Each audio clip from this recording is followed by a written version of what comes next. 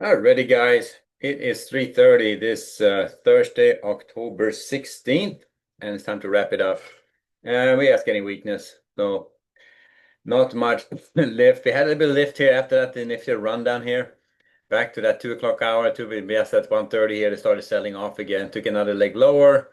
So far, they're down here at the lower end of the range from, took it one level below yesterday's low. So yeah, we had that spot where it can get ugly. So we'll see if they're going to be able to um, recover here going into the close. But I would start off this from the short side unless they trade up above. I would say 66.50s and hold clearly above it. Prefer 66.60. So these two support areas. If they can trade up above it before they close, we'll start off range bound at 60s or below. I'm going to start off from the short side, look for weakness. So that's the way I'm starting this one. We'll see if we're going to get to further weakness going into the close. It looks to me like we may actually have a potential correction starting. It's this Chinese this trade spat seems to be going on and not getting better. So back and forth to go, but here we have it. We were up this morning, looked pretty good. Now we have white down here at the lower end of the range. And if we start heading lower, the next leg lower could potentially take us all the way down here to the 64.80s. That would be a start of a correction at that point. So we're right here yet right now holding in this low volume area, but watch that area. If they start challenging that, start taking it out, we may see a lot more weakness coming up. So something to watch for. Been paying attention to the cryptos. They over throughout the day they have been weakening and so getting sold. And sometimes that indicates that we may have some more weakness to come. And I'm not sure if it's such a volatile asset, so it's hard to say, but there's definitely some net selling going on the cryptos as well. So we'll see. But on the bigger picture here, we have this area from the 6600s up to the 6650s, low volume area where we're down here probing it right now. And if that comes out, bets are off, guys. We're going to be heading lower. So we'll see.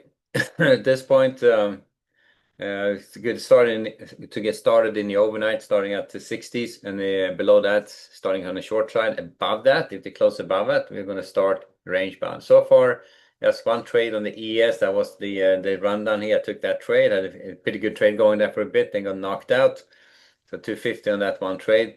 But I could have turned into a nice trade. If it's a little bit higher, I could have taken my profit above that 50 mark, but not happening. So that's the ES. Looking at the Nasdaq and the bonds. So bond market indicates that we have a little bit of a flight to safety going on here. We are heading lower. Oh, sorry, we are heading higher. That's what I'm talking about. We are heading higher on the bonds. Slowly drifting up here since that sell-off started at the 11:30 time frame. It's not a straight shot up, so it looks like an organized flight to safety. People are taking stuff off the table given the uncertainty. And who knows? I mean, they were out there talking about China decoupling instead of de-risking or, yeah. So we'll see. China's going to be hostile, and I think they're going to find themselves on they're going to be able to play that card once, and then it's gone, and then you lose you lose all your credibility after that. So that's you allow people to mess with you once, and if they cheat you once, I mean, you would be pretty stupid to go back and let it happen again. So at this point, that's where we are. So starting off on the long side on the bonds, looking to buy weakness. If they trade below the 24s, I'm back range bound. But above 20 at or above 24, I'm going to start from the long side. Nasdaq also have a pretty weak closing, at least for now. It looks like they're down here against the support. The testing yesterday's low hasn't taken it lower. On ES has been a little bit weaker than that, but Nasdaq is just testing that yesterday's low at the 660s. So far, it's holding. If they can get up above that 750, I would probably start off range bound.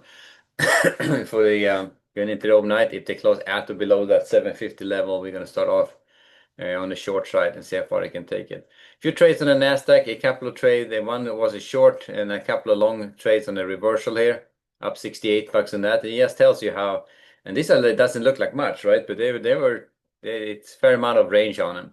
And the reason I didn't time to be cute about it was it was too freaking volatile. And it's just a recipe for getting shaken out. Sometimes you had to have a little bit of luck too, you know. Sometimes you try to get on and it immediately reverse back 50 ticks, and nice knocks you out, and then it keeps going.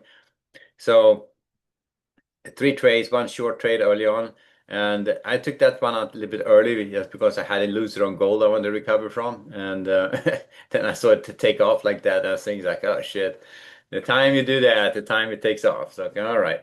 So anyway, and then a couple of on the reversal here, a couple of long trades here, and so three trades up 68 but on the Nasdaq, and that's it. But today has been one of those days that you can easily get yourself chopped up and end up with a you can be right on the direction and still lose money just because it's too volatile. And then finally, oil and gold. So gold to the upside. And as I said, I had one gold trade. I tried to take a fade gold against my better judgment. I guess that was earlier on here. It was in price discoveries. Looked like we're heading higher. Looks just sometimes you get those looks like breakout. It looks like a breakout, and then reverse pretty hard on it. Tried that trade, and it went in my favor. Not enough to go to break even, but then so I tightened up my stop, and it only became like a $15 loser instead of a 50. Otherwise, because they after they took it higher, you see how it has absolutely run me over.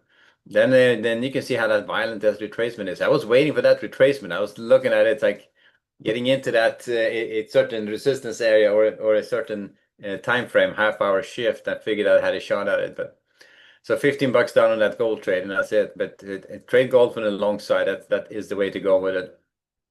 This was more of a scalp opportunity I took, and as you can see, it worked out very well. And then on oil, we're rolling to the December expiration on oil after today's trading.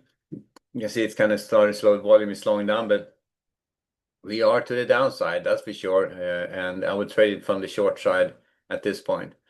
So I trade oil from the short side of the market. They are heading lower. We're in price discovery to the downside. So that's where we have it.